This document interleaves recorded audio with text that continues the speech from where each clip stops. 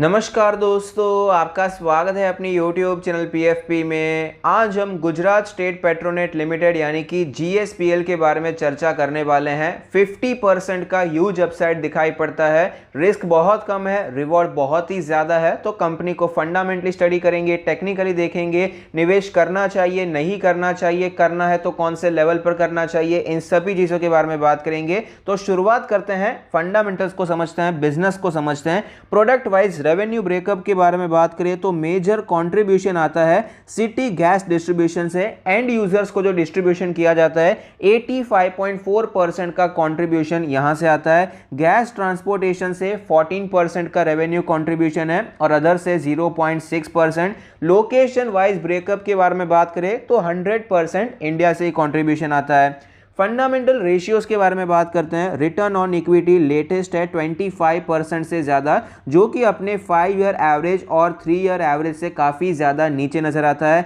ROC के बारे में बात करें 28% है, जो कि अपने 3 ईयर एवरेज और 5 ईयर एवरेज से आपको बढ़ता हुआ नजर आया, तो अच्छी बात है। तो रिटर्न रेशियोज जो है ओवरऑल आपको अच्छा ही नजर आते हैं। ROE ROC दोनों ही 25% के ऊपर है।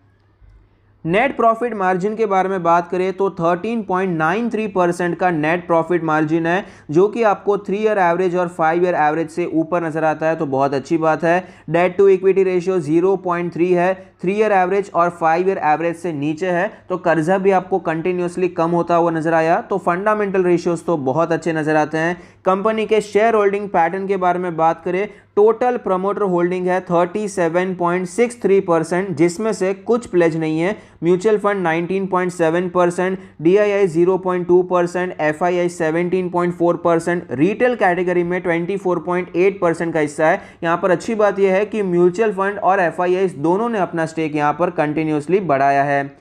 एनालिस्ट की रेटिंग के बारे में बात करें तो 26 एनालिस्ट ने स्टॉक को कवर किया है, जिसमें से 80% का मानना है कि यहां पर तेजी देखने को मिल सकती है। करंट मार्केट प्राइस 307 का है।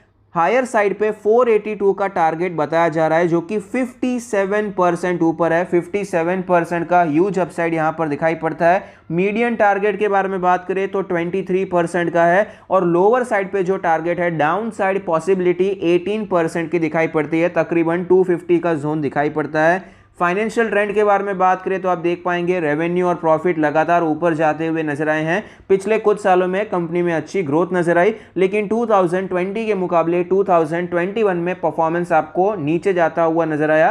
कोविड की सिचुएशन की वजह से रेवेन्यू और प्रॉफिट में गिरावट देखने को मिली है। GSPL एक 16,000 करोड़ की मार्केट कैप वाली कंपनी है। 9.38 का PE रेशियो है, 307 का लास्ट रेट प्राइस है, तो वैल्यूएशन वाइज भी आपको ये बहुत ही ज़्यादा चीप नज़र आता है। 10 के भी नीचे का PE रेशियो है, तो ऑफकोर्स बहुत ही ज़्यादा अट्रैक्टिव वैल्यूएशन यहाँ पर दिखाई पड़ते हैं। स्टॉक को थोड़ा टेक्निकली स्टडी कर लेते हैं। 375 के लेवल पर पीक बनाने के बाद स्टॉक में गिरावट देखने को मिली और पिछले 3-4 महीनों से स्टॉक हमें कंटिन्यूअसली नीचे आता हुआ नजर आता है। फिलहाल स्टॉक ने अपने 200 डेज के मूविंग एवरेज को भी तोड़ दिया था और उसके नीचे ये सस्टेन कर भी रहा था, लेकिन आज ही हमें एक अच्छी तेजी देखने को मिली और शॉर्ट टर्म का ब्रेकआउट भी नजर आता है। अब देख पाएंगे कुछ दिनों से ये जो लेवल था 300 रुपए का लेवल रेजिस्टेंस की तरह नजर आया, यही लेवल हमें तोड़ता हुआ नजर आता है। एक शॉर्ट टर्म का ब्रेकआउट देखने को मिला है, जो कि पॉजिटिव साइन है। डेली RSI के बारे में बात करें 56.61 का डेली RSI है, तो यहां पर भी आपको स्ट्रेंथ नजर आती है। फिलहाल ये स्टॉक अपने 100 डेज के मूविंग एवरेज के नीचे ट्रेड कर रहा है। 20 और 50 डेज के मूविंग एवरेज को क्रॉस कर दिया है। वीकली चार्ट के बारे में बात करें तो आप देख पाएंगे वीकली चार्ट पर हमें नजर आता है कि स्टॉक का जो ओवरऑल ट्रेंड है आपको बुलिश ही नजर आता है। फिलहाल स्टॉक आपको वीकली चार्ट पर नीचे आता हुआ नजर आया, लेकिन अपने 50 वीक्स के मूविंग एवरेज पर सपोर्ट लेने की कोशिश कर रहा है, जो कि स्टॉक के लिए एक अच्छा खासा सपोर्ट भी है। पहले भी जब गिरावट हुई थी तो इसी के आसपास सपोर्ट लेने के बाद हमें स्टॉक में तेजी देखने को मिली थी। वीकली RSI 49.95 का लेवल है, 40 के आसपास है, 40-45 के जोन के नज़दीक ही नज़र आता है, तो फ्रॉथ तो बिल्कुल भी नहीं है और स्टॉक अपने सपोर्ट के आसपास भी नज़र आता है। स्टॉक के वीकली चार्ट पर हमें एक और चीज़ नज़र आती है कि इसका 290 का जो जोन है बहुत ही अच्छा जोन है, एक सपोर्ट जोन है, क्योंकि पहले यहाँ पर स्टॉक ने रेजिस्टेंस लिया था, फिर गिरावट देखने को मिली थी, फिर ये स्टॉक ऊपर जाने की कोशिश कर रहा था और यही लेवल से स्टॉक आपको ब्रेकआउट देकर ऊपर जाता हुआ नजर आया। 290 से अप्रॉक्सीमेटली 370 तक स्टॉक गया, उसके बाद वापस गिरावट हुई है। तो पहले जो रेजिस्टेंस था अब वही लेवल एज अ सपोर्ट हमें देखने को मिलेगा और कुछ टाइम से यहाँ पर ये कॉन्सोलिडेट करने की कोशिश भी कर रहा है। कई बार ऐसा हुआ है कि इसी लाइन के आसपास हमें लो बनता हुआ नजर आया और वहीं से जीएसपीएल ऊपर जाने की कोशिश करता है। स्टॉक में गिरावट हो गई थी, ये लाइन हमें टूटती हुई भी नजर आई थी, इसके नीचे भी स्टॉक आ गया था, लेकिन वापस हमें एक स्ट्रांग रिकवरी भी देखने को मिली। तो फिलहाल ये लाइन, ये जो सपोर्ट है एज अ स्ट्रांग सपोर्ट हमें दिखाई पड़ता है। डेली चार्ट पर हमें एक और चीज़ नज़र आती है कि फिलहाल ये स्टॉक एक चैनल में ट्रेड कर रहा है। अक्टूबर से इसी चैनल में ये स्टॉक ट्रेड करता हुआ नज़र आता है। डाउनवर्ड चैनल है, ट्रेंड जो है स्लाइटली आपको नेगेटिव ही नजर आता है। धीरे धीरे स्टॉक हमें नीचे आता हुआ नजर आया, धीरे धीरे आ रहा है, कोई सिग्निफिकेंट गिरावट आपको देखने को नहीं मिली। ऐसा नहीं है कि 20-25% क्रैश हो चुका है, स्लोली नीचे आता हुआ नजर आता है। लेकिन फिलहाल यहाँ पर इंटरेस्टिंग चीज़ ये है कि स्टॉक अपने इंपॉर्टेंट सपोर्ट पे है। 290 के जोन से ही हमें ये रिवर्स होता हुआ नजर आया, चैनल के अपर एंड पर आ चुका है और ये जो चैनल है ऑलरेडी 3 महीने की हो चुकी है। तो जनरली अगर इतना लंबा चैनल हो जाता है, 2-3 महीने का चैनल होता है, तो वहां पर या तो ब्रेकआउट होगा या फिर ब्रेकडाउन होगा, कोई अच्छा खासा मोमेंटम हमें देखने को मिल सकता है। तो ये सारी सिचुएशन पॉजिटिव साइड काफी ज्यादा नजर आती है, क्योंकि शॉर्ट टर्म का जो ब्रेकआउट हुआ वो भी मैंने आपको बताया 300 का लेवल हमें आज ही टूटता हुआ नजर आया है। वॉल्यूम्स पर भी एक बार नजर डाल देते हैं, वॉल्यूम्स कैसे हैं, जिससे हमें पता चलेगा कि जो बाइंग और सेलिंग हो रही है उसमें कितने लोग इंटरेस्टेड हैं, कितने लोग पार्टिसिपेट कर रहे हैं। तो बाइंग के वॉल्यूम्स आज हमें स्लाइटली बढ़ते हुए नजर आए हैं, तो ये भी एक अच्छी बात है। सेलिंग वॉल्यूम्स के बारे में बात करें तो जितने सेलिंग वॉल्यूम्स थे, बाद में हमें बाइंग वॉल्यूम्स भी उतने ही दिखाई पड़ते हैं और दिसंबर में अच्छी खासी बाइंग होती हुई नजर आई है, बाइंग हो रही थी। उसके बाद भी स्टॉक ज़्यादा ऊपर नहीं जा पा रहा था और फिलहाल ये स्टॉक कोशिश कर रहा है कि अपने चैनल को तोड़ पाए। तो ये सिचुएशन इस स्टॉक के लिए काफ़ी ज़्यादा अच्छी नज़र आती है।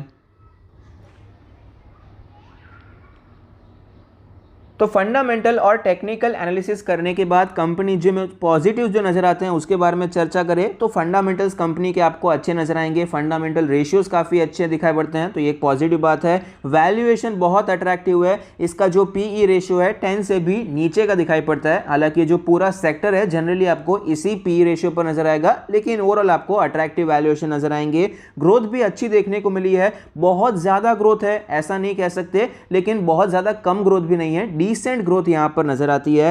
एफआईआईज और डीआईआईज ने अपना स्टेक कंटिन्यूअसली यहां पर इंक्रीज किया है, ये भी एक पॉजिटिव है। Government city gas distribution companies को यहां पर सपोर्ट कर रही है, वो बढ़ाना चाहती है, तो इसमें डायरेक्टली जीएसपीएल को भी फायदा होगा। ट्रांसमिशन तो ऑफकोर्स चाहिए ही, अगर आप सिटी गैस डिस्ट्रीब्यूशन कंपनीज को सपोर्ट कर रहे हैं तो उसके लिए ट्रांसमिशन भी चाहिए, तो जीएसपीएल को यहां पर डायरेक्ट फायदा होगा। और एनालिस्ट भी यहां पर काफी ज्यादा बुलिश नजर आते हैं। तो ये तो हो गए पॉजिटिव। नेगेटिव्स भी हैं। सबसे पहला नेगेटिव ये है कि टेक्निकली फिलहाल ये थोड़ा सा वीक चल रहा है। हमने जो चैनल देखा था डाउन ट्रेंड चैनल में फिलहाल ये ट्रेड करता हुआ नजर आता है। और दूसरा सबसे बड़ा जो नेगेटिव है, ओल्ड थीम बिजनेस है, कोई फ्यूचरिस्टिक बिजनेस नहीं है, कोई बड़ा यहां पर चेंज आ जाएगा ऐसा कुछ नहीं है, ये ओल्ड थीम बिजनेस आपको दिखाई पड़ता है।